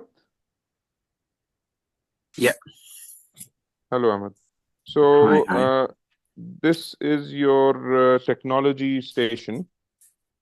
Let me just start the timer. Sorry. And you've got a 55-year-old female in your clinic, and she has come to you with the 1 centimeter upper pole stone, okay, upper calyceal stone. And she's interested in knowing the different treatment options available for her. So how are you going to answer this question for the patient? Yeah, so according to the NICE guidelines, this stone, if it is 10 millimeter stone in the upper pool, ideally should be for either ESWL versus ureteroscopy. If there are any contraindications, then PCNL would be the second option. However, the first two options would be ESWL versus ureteroscopy. She's very much interested in ESWL. She wants to know how you do it, what are the advantages, and which type of machine you're using in your department. Okay, so I would explain to the patient that this technique involves no need for anesthesia, although she might need a bit of sedation. I would explain that, or I'd make sure that she has no contraindication for the procedure involving infection or uncoagulated coagulopathy. She is already 55, but I would just confirm she is not pregnant. And then I'd explain that she should lie on a bed with a cushion attached to her side or back, and then under a screen, we are going to target the stone and use the shock waves to blast the stone or to fragment the stone. There are three main types for ESWL. Before we go to the, sorry to interrupt. Before we go to the types of the different types of ESWL, what are the components of an ESWL system? So the components would include an energy source, focusing system, and imaging. One more. Yeah. So the energy source. And no, there's one more component. One more component. Yeah. So this includes the coupling device. Yes. Okay. Good. Yeah. Okay. So in your department, what sort of machine are you using, and if you can explain how that machine works? Yeah. So it is the Dornier, or the electromagnetic shockwave. And this involves basically electromagnetic source, and there is a metal membrane, and with the energy coming will pulsate, causing a vibration of this membrane, and the pulse will be transmitted or through a focusing system to the stone to cause the fragmentation through erosion. What just standard setting you use for the stone in your department? So ideally, again, according to the best practice, for the kidney stone should be up to 3,000 shocks, and the exact energy is at what? How many hertz? What's the frequency? 0.5 multiplied by to 1,000. Okay, and how do you? The energy. So there should be 0.5 joules to 1,000 hertz. 1,000 hertz. 100. Sorry. 100. I can't recall the exact. Okay. Fine. You need to read this, okay? And you do what's called power ramping. You start slow and then you build up. And then increase. Okay. So can you explain or draw a typical ESWL shockwave for us? I'm not sure how to draw or to use my laptop. If you just verbalize, you can verbalize. If you want to just tell us how. So it involves a positive wave, like a short positive wave up to 40, and then followed by a slower, longer negative wave, and this will cause erosion at the entry and the exit sites, followed by micro bubbles and microjets for shattering of the stone. Okay. The patient, you have explained everything to the patient regarding shockwave lithotripsy, but she's now kind of in two minds. She wants to know more about laser, okay, laser treatment for the stone. What does laser stand for? Laser stands for light amplification by stimulated emission of radiation, and that was a concept established by Einstein actually in 1917, introduced to medicine in 1960, and the urology in 1966. And right now, what's used mainly in urology is the holmium YAG laser. And okay. What are the different characteristics of the laser light? So the main three criteria of laser light is it is monochromatic, collimated, and coherent. Okay, and what does that mean? So monochromatic means the same color or same wavelengths. Collimated means parallel, and coherent means the same wave. Okay, and yeah. Okay, and sorry. Okay, that's fine. Laser fiber, what are they made of? It's made of glass or silicon. Okay.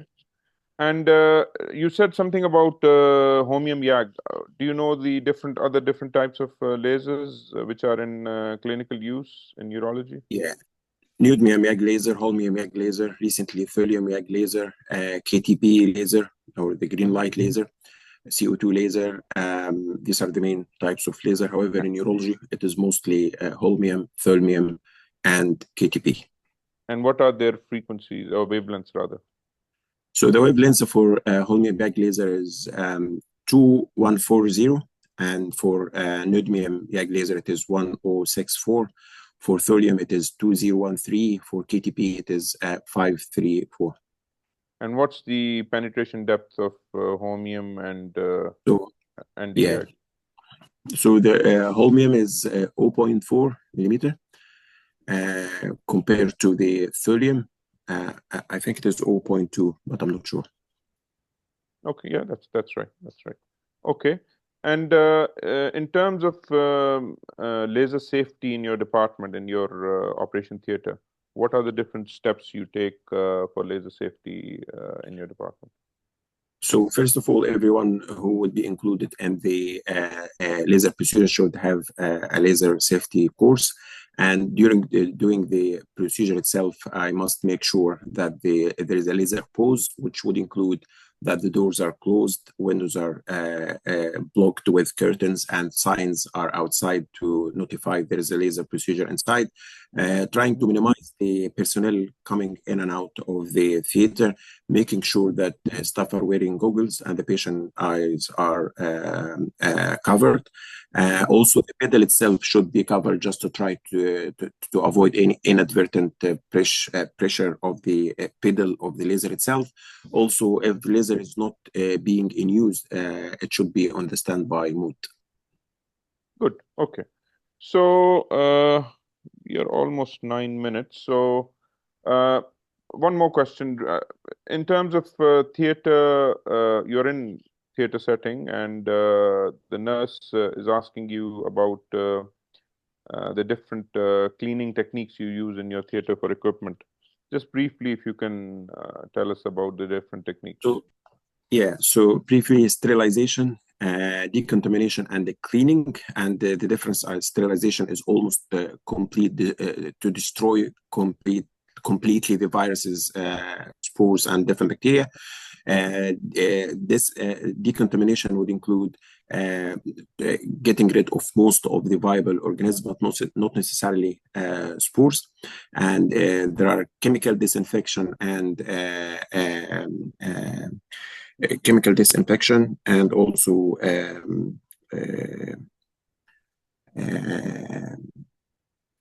So yeah, and the last one would be cleaning, which doesn't involve complete destruction of the spores. Yeah. Fine. So we will stop there. How did it go? Not that great. I don't know how I can't memorize the setting actually of the SWL, but yeah, otherwise, I think yeah.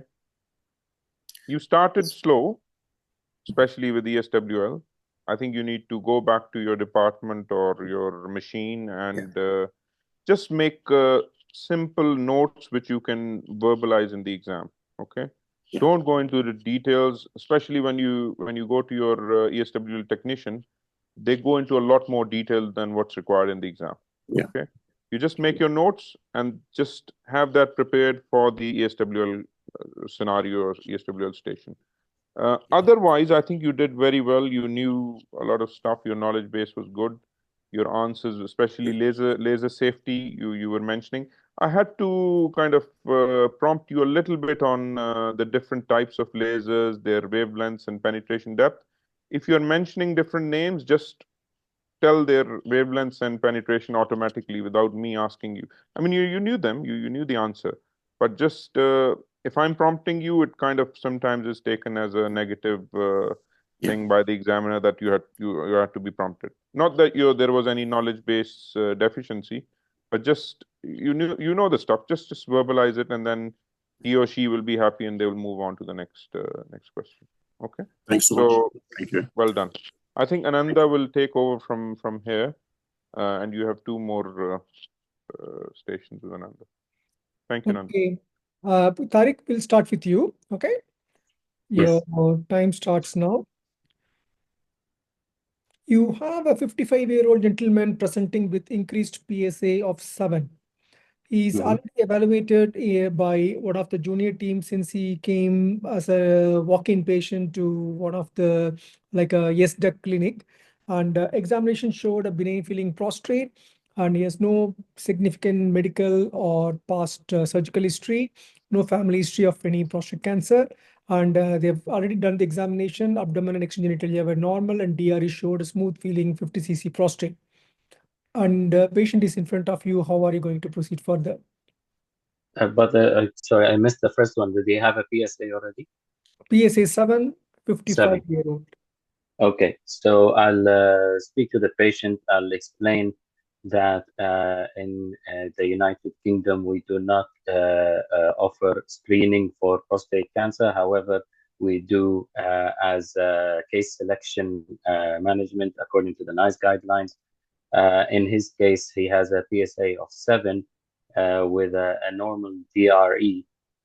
His PSA is high, so I would recommend to proceed with further diagnostic imaging such as MRI scan, but he needs to understand the pros and cons of doing this. Okay, what is MRI? How it works? So the MRI is a large magnetic imaging, so magnetic resonance imaging. So the patient needs to know that he will be on a table sliding in a donut-like machine, and this large magnet would move all the protons in one direction, which is the horizontal direction on entry, and then when we apply the coil, that coil would change the direction of those protons into the opposite direction, and that will result in energy expulsion and decay, and that would give us the T1 and T2 images. So what is T1 and T2? So T1 is when the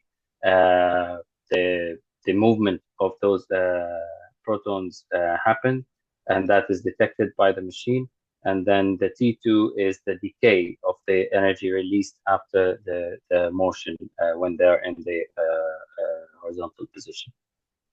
Okay. If I give you an MRI film, how will you diagnose it's a T1 or T2? With T2, the bladder would look bright because the urine is bright on T2. And yeah. Okay.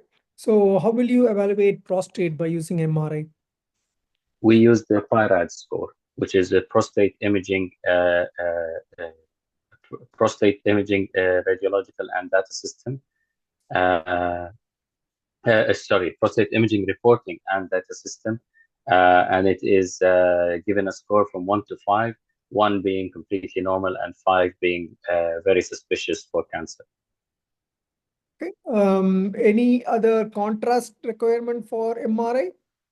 Yes, we with prostate imaging by MRI, we use multiparametric MRI. We look at the T2 and the ADC map and the diffusion weighted and ADC map, as well as contrast, dynamic contrast enhancement. The cancer on T2 would appear low, so dark, and on diffusion weighted on B value, high B value, it will appear bright, and on the diffusion weighted, it will look restricted diffusion with a dark spot. And with dynamic contrast enhancement, it will show early enhancement and early washout. Okay. Is there any disadvantage in giving contrast during MRI? There is a risk of allergic reaction, which is very rare with gadolinium. There is a risk of nephrogenic systemic fibrosis in cases of low EGFR, less than 30. Yeah, those are the two main side effects. Other than that, some patients feel a little bit of feeling hot and flushness, but this is it happens in around 20%. Sorry, you're muted. Yeah. Your patient's MRI is showing value of PIRAD 3.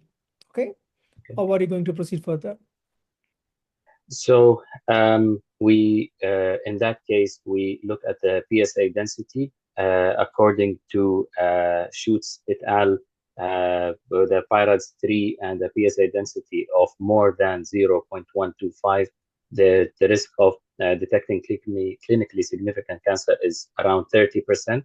If it was less than 0.15, the risk goes right down to around 20%. And less than that is also less suspicious. So yeah, how will you calculate PSA density? PSA density is calculated with measuring the PSA divided by the prostate volume in cc or grams. Okay. So PSA density for your patient is 1.52. Okay. So what will you do next? 1.5. 52. Yeah. Okay, that's extremely high PSA density. I would recommend for the patient to, if his PSA is still 7, I would recommend for the patient to have a biopsy, and that biopsy will include transperineal biopsy with transrectal ultrasound guidance. We do first a targeted biopsy of the PIRADS 3 area, and then systematic biopsy for the rest of the prostate, and then sent in separate pots, properly labeled to the pathologist. Why transperineal biopsy? Transperineal biopsy has shown less risk of infections, and it also can be done with under local anesthetic. With transrectal, the incidence of infection are slightly higher at around 3 to 5%. So my recommendation and my practice is transperineal. So what equipments you need for transperineal biopsy? What equipment? Transperineal biopsy. So in a properly consented patient in the operating room or procedure room, I would need first an antibiotics prophylactic injection. I would need the local anesthetic that is given to the perineal skin and then as well as to the periprostatic area. So I will need a spinal needle for that. Then I will also need the true cut biopsy gun that takes the samples. I need to prepare my pots and label them after the procedure for each location. I would need the MRI scan on the screen in front of me so I can do cognitive targeting if I don't have MRI fusion targeting. How the biopsy needle works? So the biopsy needle, it's like a gun with 2 clicks. The first click, so you need the 2 clicks down, and when you fire the gun, it goes into with a a needle overlapping another needle, and then the needle on the inside will take the sample, and the needle on the outside will protect it. And when you pull it out, that the outside cover will keep the specimen in the gun. And when you take it out, you press the first button, which pulls the covering sheet, and then you should be able to take down the tissue, and then you repeat. Okay. How the MRI fusion works? MRI fusion, it calibrates the prostate on the ultrasound scan, and by digitally fixing the MRI image to the ultrasound according to the size and the calibration, which is done manually and usually in the presence of the company expert. And then while you're doing the biopsy procedure, you should be able to identify where the MRI was suspicious for cancer. Okay, we'll stop there. How do you think you did? Okay, thank you. I think I did okay, but I wish I was a bit more with better flow. I should just revise to make sure my answers are quicker. You did well. I think at this level, it's good. You can focus even on other tables if you just make sure that average performance is good for everywhere. When the examiner gives you any values in the starting, like for example, 55-year-old PSA 7, just make a quick note in the paper in front of you. It's not a very good etiquette to ask the examiner the numbers again. And also it gives the examiner a bit of a confidence in you that, okay, you are a bit very tuned in and then quite meticulous in getting the details. Okay. And I don't know why you started dispersing a little bit on the screening side, because the scenario is already the patient got increased PSA presenting to you to discuss further evaluation of it. Examination, everything is done. And you started saying like, the screening is not practiced in NHS, but we can practice in a kind of a case selected basis. That part is a bit unnecessary. I think you deviated a bit, I think. And so remember, it's a technology table, and be very focused. Every second, I won't say minute, every second is like a real costly real estate, and you need to utilize it to show off what you are. T1, T2, depending upon the resource, what you use, it gives little bit different values. And usually I prefer saying like T1 is kind of a longitudinal relaxation time of the proton, while T2 is a transverse relaxation time. It's easy for me to reproduce. What you're saying may be correct depending on the resource. I don't think that will affect you, but be very confident on that. In technology table, that's what they will be expecting. Biopsy needle mechanism is not correct, unfortunately. I will explain to you. You can possibly follow my hand. Yes. How you need to explain to the examiner is there are two needle units. One is the inner needle and other one is the outer sheath. The inner needle has got a small trough. You need to follow my hand, then only you can follow it. Yes. The needle has got a small trough. So when you are firing, the inner needle will go inside the prostate, followed by the sheath going immediately after that. So the inner needle, when it goes inside the prostate, because of the prostate pressure, the prostate tissue gets into the trough. And then when the outer needle goes over the inner needle, the outer needle only shaves and get the biopsy. Okay. You said inner needle takes the biopsy, outer needle protects the biopsy core. It's actually like inner needle creates the trough to keep the biopsy in. The outer needle only shaves and takes the biopsy. Of course, it also keeps the biopsy safe when you're taking it out. And once you take it out, you do the outer needle to retract so that you can see the trough, take the biopsy specimen, and then retract the inner core also. And then when you fire, it goes both in one after another. So firing happens one after another immediately, while retracting happens in 2 steps. Okay. And sometimes examiners will be this technology table. So you need to be very confident in the technology part of the procedures. Okay. Of course, yeah. Do you mind saying the T1, T2? You said it very quickly. Yeah, I will send it to you in the your feedback also. I'll copy that into that. So the T1, 1 second. It's they're all like longitudinal relaxation. Yeah, they're all like 2 phases.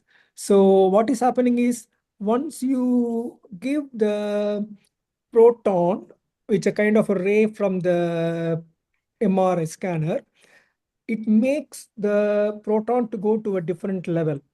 And once the giving ray is stopped, the MRI is giving the pulsed alternative radio waves. Once that pulsed alternative radio waves stopped, the protons try to revert back to the resting state. And when it reverting back, it will revert back in the longitudinal relaxation, which is T1, and T2 is the transverse relaxation. Okay. It's very easy, just only one word. T1 is longitudinal relaxation, T2 is transverse relaxation. I will add it into your feedback so that you can take it as a reference. And rest of them are correct. T1 shows water is dark and rest of them are good. Thank you. Okay, good. Can we start with Ahmed? Is okay? Yes, please. Yes, please. Good. Your time starts now. Thank you. You have a patient who is fully evaluated for lower urinary tract symptoms. Unfortunately, he failed both tamsulosin and finasteride medications. And he's attending you because you are the BPH expert in your trust. Patient is 52-year-old, sexually active, has got 1 child, no problems with the erection, happy with the family, and he's significant difficulty in passing urine, slow flow, and as I said previously, tried tamsulosin, didn't work, finasteride, not happy because of the side effects of lack of libido. How will you evaluate him? Examination wise, he's of normal BMI 21 and prostate felt 55 cc. Okay, so I will see the patient in the LASA clinic. I assume he has been seen already and he has been evaluated with IBSS score and with the urofilmetry, and he already tried the medical treatment and failed. So I think I'm going to proceed further for the next step after discussing with the patient his main wishes. I mean, is he more concerned about the urinary symptoms or to preserve the erectile function? And I would discuss with him the surgical options.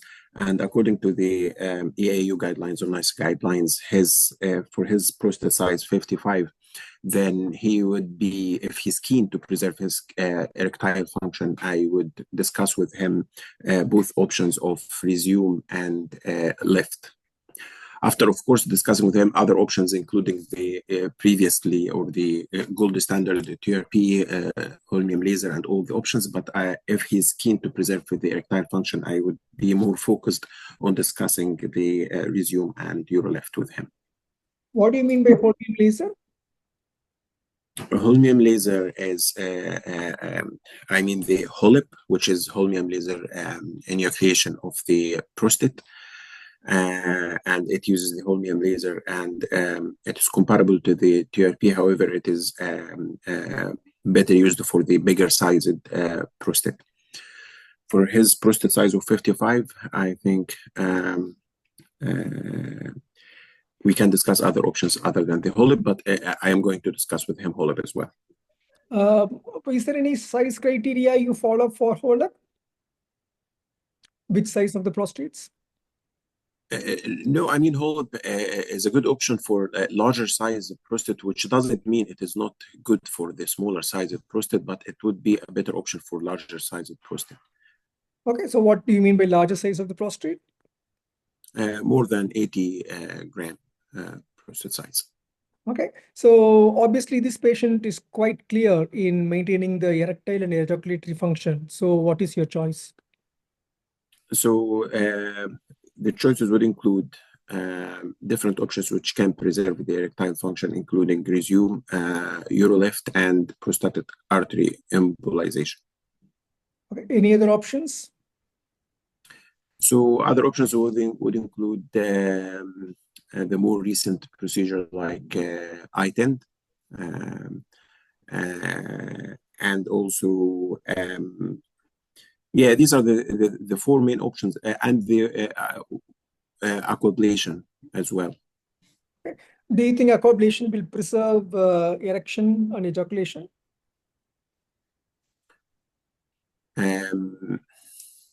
I'm not aware about the exact percentage of the erectile function dysfunction with the aquablation.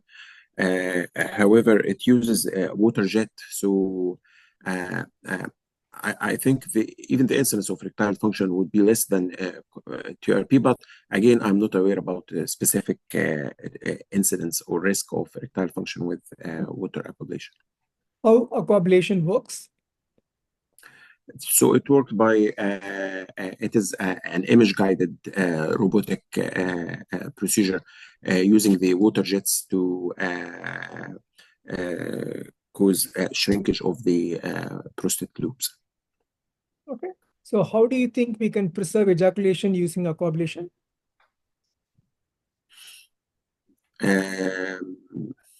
Sorry, I can't recall this. Okay. And so how will you explain these options to the patient? How will you counsel him? So I counsel him for urolift, and I'll explain this is a procedure which could be a day surgery procedure, and it involves a small instrument, and we are going to use specialized clips to retract the prostate loops to help with his urinary symptoms, and we are going to keep a catheter for like 5 days or a week after the procedure, and then this will be removed after that.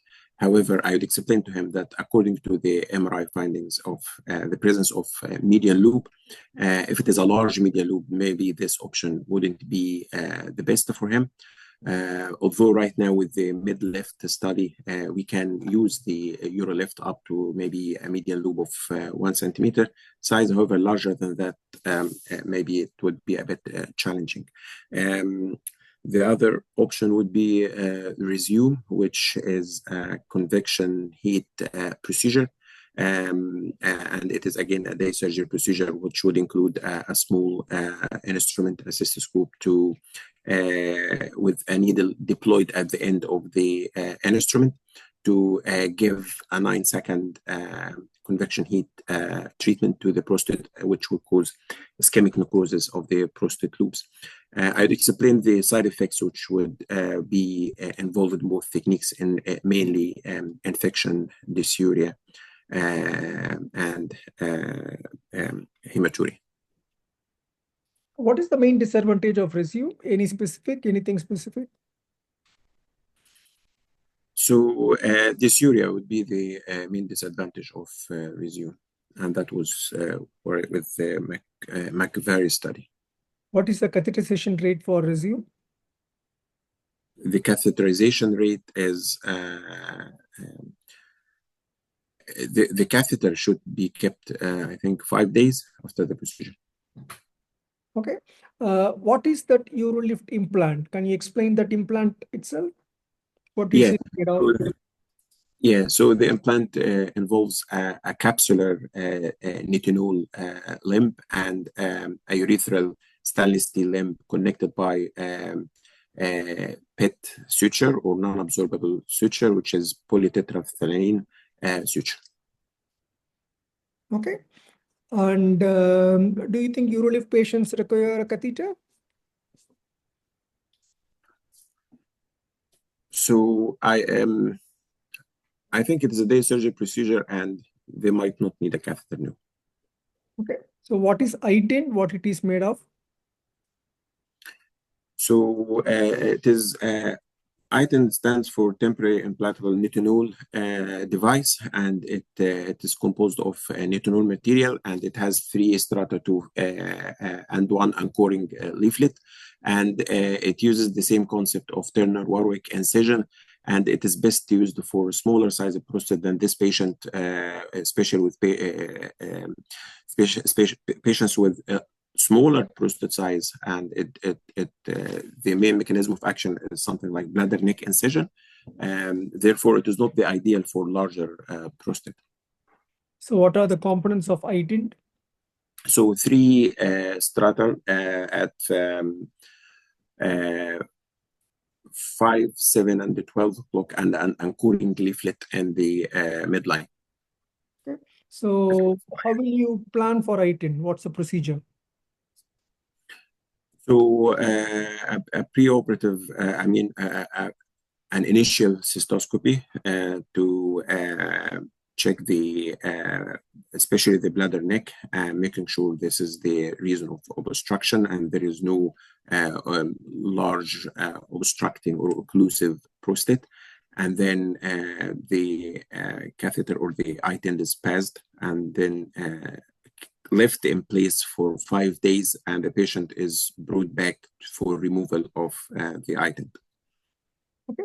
How will you manage those 5 days? Is there any problem or how the patients recover? The main issue with patients with iTind, I think, is dysuria. So I would advise to keep good oral intake, and in addition, maybe to anti-inflammatory or analgesia. If the patients in an iTind implant got retention after 24 hours, how will you manage? So if after the removal of the iTind he had a retention, I would manage him normally by inserting a catheter. What size? How will you insert? There is an iTind implant in place. If it is in place, then I would insert a smaller size of catheter, maybe 14 French catheter. Okay, time is up. How do you think you did? Not bad, but not good. So maybe I need to know more about the iTind technique. And maybe I have no concerns with you. Perfect preparation and very nice, calm presence of answer. I purposefully taken you to quite in-depth because when you did with Mr. Javed also, you did very well. That's why I purposefully selected questions so that I can take you into a little bit of like a challenging scenario since I know your level of preparation. And no concerns. Keep your hopes high. Make sure that everything is fine. We have only 1 minute of feedback. So aquablation mechanism, we can clearly mark the ejaculatory duct and veru, and we can preserve a collar of tissue just in the proximal to the veru that will preserve the ejaculation. I will send you the feedback with the UroLift implant components, etc. Yes, please. And iTind, if the patient gets AUR, the catheter is 10 French, if not 12 French, nothing more than 12. And one important thing, very, very important thing, what you missed is surgical decision-making tool. Okay. You should bring it in. It is started by the Canadian Urology, but now we have our own GRIFT-based decision-making tool. I was really expecting you to bring in. Once you say that, examiner won't ask you anything about how are you going to counsel the patient because everything is ticked by that single tool. So don't miss the important things, but this won't affect your overall mark. But you know that. I know you. Was recording. Ahmed, you pulled us all out for some reason. Yeah. That's how it will work. That's how it looks like they're all going again, doesn't it? Yeah, they're going in again now. Oh, okay. This is just the quickest way of doing this.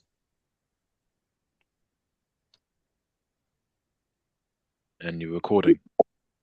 For some reason, yeah. Who's recording? Which is the third alternative, which may be to allow the stone pass spontaneously. However, the chances of passing is much reduced considering the size of the stone and the position of the stone as well. So those are the initial options I would give to the patient, and I would wait to hear what she prefers to have. Sakit, you can continue if you prefer. No, it's okay. You carry on. It's okay. Okay, No yeah. So the patient is giving you an option that, doctor, just give me the best possible option. I don't want multiple sittings. So how will you counsel her for the upper uterine stone? Well, I will explain that again. The guidelines suggest that shockwave lithotripsy can be offered in patients who are not septic and who are not unwell, and it's probably the preferred approach in the proximal stone. And provided we can get a date in good time to have the procedure, I'll give that offer, and that you can avoid an anesthetic, as is usually done with pain medications, even though it can be done under GA as well. But in my center, we do it under just pain medications and managing.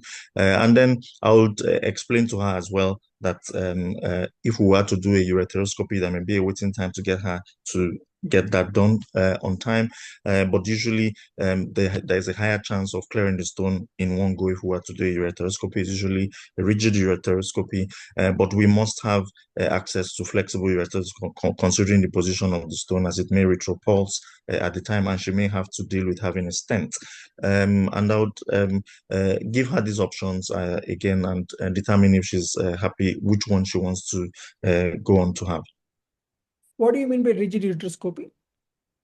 So rigid ureteroscopy is the use of a rigid, semi-rigid ureteroscope, which is usually within the range of I think 7 to 10 French in size. And it's usually a 0-degree scope, and that allows us access directly through endoscopy into the initially the bladder and then into the ureter to get to the position of the stone, and then be able to use, because it has a working channel in it, which is usually about 3 to sometimes it can be less, but most times about 3.4 French.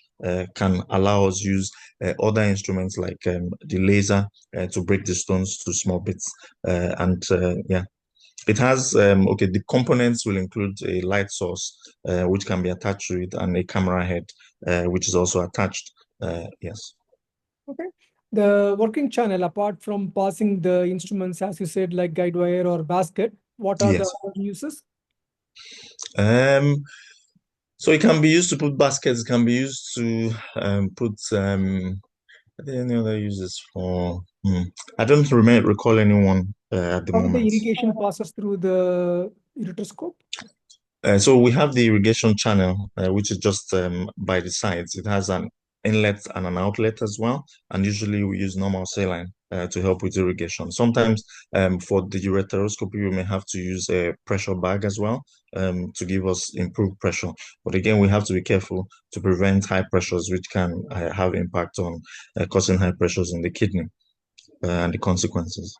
Why do you need an outlet for the ureteroscope?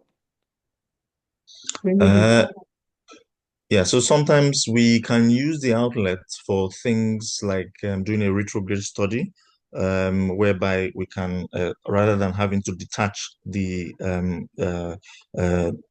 inflow, we can use that as a channel. But generally, during ureteroscopy, we don't have to leave the other channel open, even though it's there.